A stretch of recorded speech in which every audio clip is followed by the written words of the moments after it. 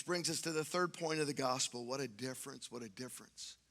Our God is a master at taking a mess and making it into a difference. This is what Paul realized when he knew he was a mess, and when he experienced the love of Christ. He just changed his life in a way that made such a difference. Here's what he wrote. Here's these powerful words. I can't wait to study this verse by verse.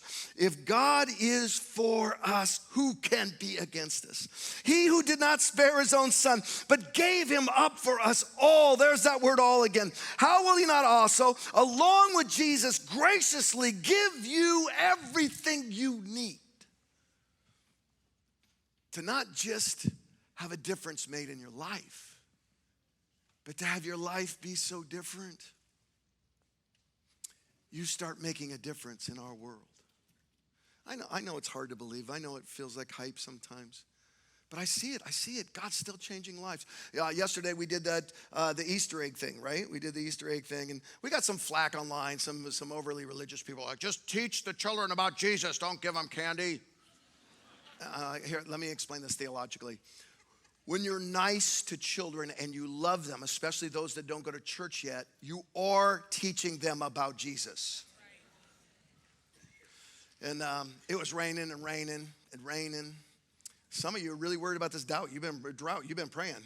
And God's like, man, here you go. Here's a little rain. And then a bunch of us were like, Jesus, please don't rain on the Easter egg thing. And at 8:45, 15 minutes before it started, the rain just cleared up. And here's the fun thing.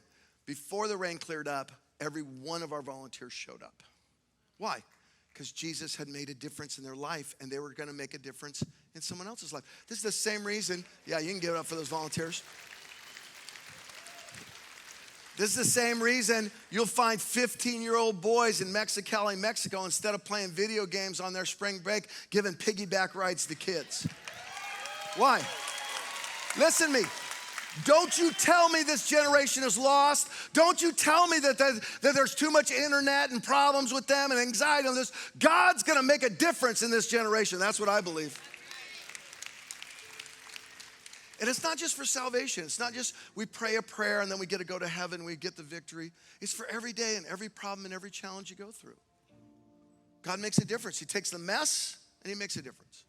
A buddy of mine, Matt, one of my really close friends, he called me one day and said, hey, Ashley, my daughter's getting married to Chad, and would you do the wedding? I don't do a lot of weddings, but he's a super close friend, so I said, sure I would. Then COVID hit, and it ended up being this little backyard wedding, beautiful backyard, the grandfather's house. And I don't know, since I've turned 50, everyone looks younger to me. Anyone over 50? Like all the teenagers, like I was, Chad and Ashley are saying their vows, and I'm looking at them, I'm like, you guys look like you're 14-year-olds. And I remember thinking this thought, they have no idea the challenges they'll face in this life. Ended up being prophetic. Because a few short months later, they had moved to Phoenix, and he's working a great job, she's teaching, and Matt calls me again. He says, Kurt, Ashley's got cancer. Really bad cancer in her neck, in her throat. Doctors are gonna have to do surgery, most likely. It's gonna be very disfiguring. She might not survive this cancer. And I can remember he said, and the doctor said, she's not gonna have babies. The treatment's gonna remove her ability to have babies. And he's just crying, I'm crying. We just start calling everyone. Pastor Andrew gets involved. We're praying for him. We're calling and praying and praying and calling all the prayer chains. We're wearing these wristbands that help us pray. We're just praying and praying and praying. One day Matt calls me, he says, Kurt, she's lost about 35 pounds. Is there any way you can come to Phoenix and pray for her? And I said, boom, I'm there. I get on a plane. I go down there. The day I get there, they put her back in the hospital. She's too fragile. She's not eating enough. They put her back in the hospital. And they're like, no one can visit her. We go in the hospital like, I'm her pastor. I've come from Sacramento. I've got a visitor. And they're like, no, she had her husband visit her and her mom visit her. That's all you can have in COVID. I'm like, no, you can have a pastor visit. And they're like, no. And I was like, yes, you can have a pastor visit. And I just stood there obnoxiously and said, yeah, yes. And they finally said, all right, get out there, go. I went in the room. I think we got a picture. Listen to me. I'm not saying that was the prayer because there were so many people praying. But I am saying this. Jesus is real. He conquered death. And he was in that room with me and Ashley and her mom that day. He was in that room.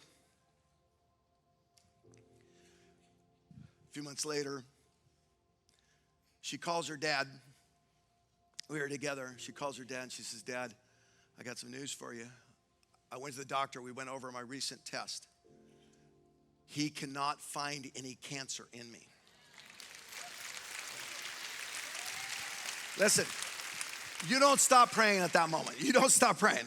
We doubled down on prayer. She went back to another doctor and got another test that couldn't find the cancer. Third doctor said, listen, I'm not even supposed to tell you this, but as far as I could tell from the number, you're cancer free. And I'm telling you, we still didn't stop praying. We were just praying and praying, no surgeries, no tumor. They went and did a little procedure and they said, okay, there's some scar tissue there, but we can't find a tumor. She's cancer free. And then one day she calls her dad again and says, Dad, one of the doctors found something.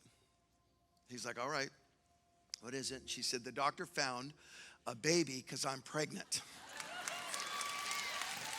I'm telling you right now, this September, the baby's due in May.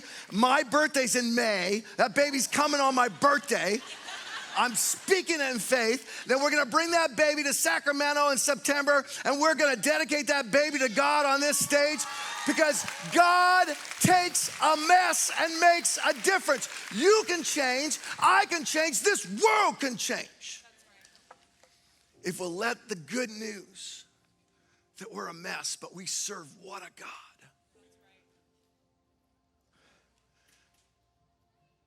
And he'll make a difference.